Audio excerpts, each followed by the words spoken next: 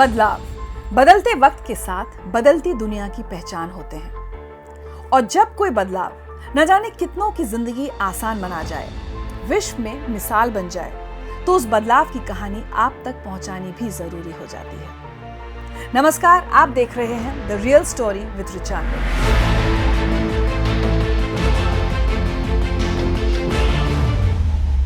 कोई भी क्रांति तब सफल होती है जब लाखों लोग उससे जुड़ते हैं और उसमें अपनी भागीदारी निभाते हैं। आज मैं आपसे बात करूंगी एक ऐसी क्रांति की जिसने दुनिया भर में भारत का परचम लहराया है, या यूं कहिए कि भारत को एक नई और अलग पहचान दी है।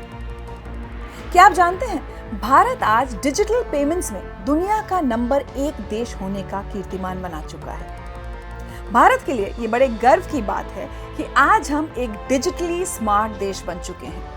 यहाँ पर लोग आज बड़ी आसानी से पेपरलेस, फेसलेस और कैशलेस पेमेंट का प्रयोग कर रहे हैं। स्वामी विवेकानंद ने कहा था कि जब आप कुछ अलग करते हैं तो पहले उसका मजाक बनता है, फिर विरोध होता है और आखिर में स्वीकार और फिर सराहना। 2015 में देश की नई सरकार ने जब भारत को डिजिटल बनाने के सपने को साकार करने का काम शुरू किया, तो उस वक्त ये बात कुछ दिग्गज नेताओं के गले नहीं थी। Go to your village fair, buy potatoes and tomatoes and pay 7 rupees 50 paisa by a credit card. What will the poor lady do? Does she have a POS machine there? Is it connected to a electricity source? Is there Wi-Fi there? Is the internet working there? What kind of a false picture that you are present? उन्हें भरोसा ही नहीं हुआ कि ऐसा कुछ हो सकता है।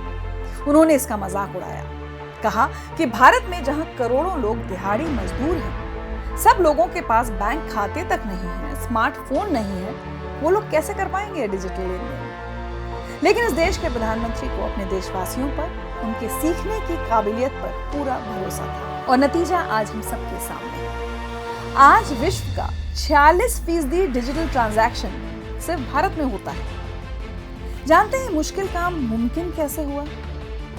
इसकी सफलता का श्रेय जाता है सरकार की चरणबद्ध तरीके से की गई प्लानिंग को, जिसे कहा गया डिजिटल इंडिया प्रोग्राम। इसकी सफलता के लिए 3 कदम बेहद जरूरी थे। सबसे पहला, हर नागरिक को डिजिटल इंफ्रास्ट्रक्चर उपलब्ध कराना, जिसके लिए आधार कार्ड और इंटरनेट के साथ मोबाइल जरूरी थे। और देश के कोने कोने में सेवाओं जैसे कि शिक्षा और खेती संबंधित schemes, public utility services, social welfare, health care, financial और सरकारी स्कीम्स और B2C भुगतान के लिए एक कॉमन सर्विस सेंटर की जरूरत थी। डिजिटलाइजेशन का दूसरा कदम था सही तरह से इन सभी योजनाओं और सेवाओं को लागू करना और जरूरत के हिसाब से इन्हें जनता को उपलब्ध करवा पाना।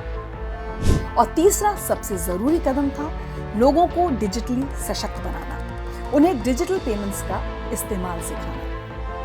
जब नियत सच्ची हो और इरादा पक्का, तो हर चुनौती चींटी बन जाती है। सरकार ने डिजिटल इंफ्रास्ट्रक्चर को मजबूत बनाने के लिए स्मार्टफोन्स, बेहद सस्ता इंटरनेट, बेहतर कनेक्टिविटी और टेक्नोलॉजी के नए प्रयोगों को बढ़ावा दिया, जिसका नतीजा है कि हम टेक्नोलॉजी अडॉप्शन में सबसे आगे हैं। और यही वजह है कि आज भारत डिजिटली सशक्त देश है।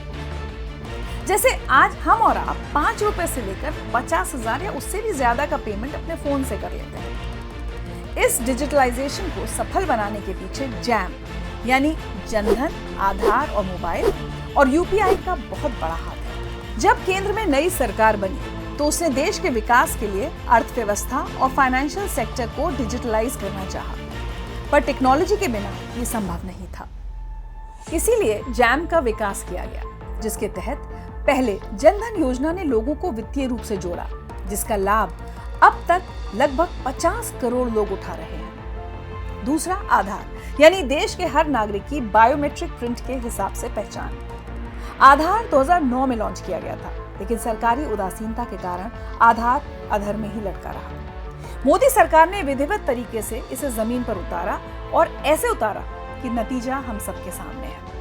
अब तक देश भर में 137 करोड़ आधार कार्ड बन चुके हैं। और तीसरा, मोबाइल, जो हर तरह के कम्युनिकेशन का जरिया है। जैम का एक फायदा और है, डायरेक्ट बेनिफिट ट्रांसफर, यानी पैसों का सीधे लाभार्थी के खाते में ट्रांसफर। मतलब ये कि सरकारी योजनाओं से मिलने वाला आर्थिक लाभ सीधा सीधा लोगों के खातों में पहुंचने लगा। इससे बिचौलिए खत्म हुए और धोखाधड़ी के मामले कम हुए। इस तरह से जैम की वजह से डायरेक्ट बेनिफिट ट्रांसफर संभव हो पाया और पिछले 9 सालों में इसके जरिए 29 लाख करोड़ का मनी ट्रांसफर हुआ।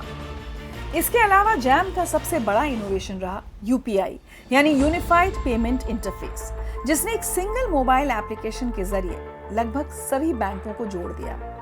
इससे फंड्स का ट्रांसफर और मर्चेंट पेमेंट्स बेहद आसान हो गए। यूपीआई जैसा कोई सिस्टम दुनिया में किसी और के पास नहीं है, जो इसे और भी खास बनाता है। यूपीआई के माध्यम से भारत ने पहली बार दुनिया को टेक्नोलॉजी सेक्टर में फॉलो नहीं बल्कि लीड किया है।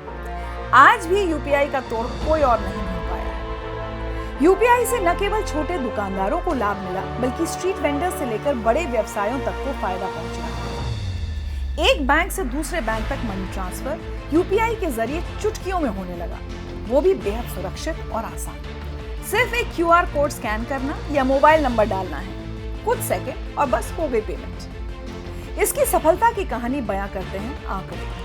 2016-17 में जब यूपीआई लॉन्च किया गया था, तब इसके जरिए 6,900 करोड़ रुपए के लगभग 2 करोड़ ट्रांजैक्शन हुए, जबकि 2023 में 139 लाख करोड़ रुपए के 8,400 करोड़ ट्रांजैक्शन। जून 2023 में हर मिनट लगभग 2 लाख यूपीआई ट्रांजैक्शन हुए। आज डिजिटल लेन देन में हम दुनिया की सबसे बड़ी अर्थव्यवस्था बन चुके हैं। यहाँ तक कि हमने चीन, अमेरिका और यूरोप तक को पीछे छोड़ दिया है। डिजिटल ट्रांजैक्शन में किस तरह भारत तेजी से मजबूत हुआ है, ये पिछले कुछ सालों में साफ नजर आया है। प्रधानमंत्री जी का अपने देश की जनता पर विश्वास, नई टेक्नोलॉजी को बढ़ावा देना और देश को आर्थिक आत्मनिर्भरता के एक नए युग में पहुंचाने का मजबूत जरिया है डिजिटल इंडिया। और ये तो बस शुरुआत है। अभी तो यूपीआई संग इंडिया की इकोनॉमी को कई नए मुकाम तय करने हैं और भारत की ग्रोथ को देखते हुए कहा जा सकता है कि अब हम रुकने वाले नहीं हैं। तो ये थी डिजिटल इंडिया और यूपीआई क्रांति की वो कहानी जो हकीकत बनी है।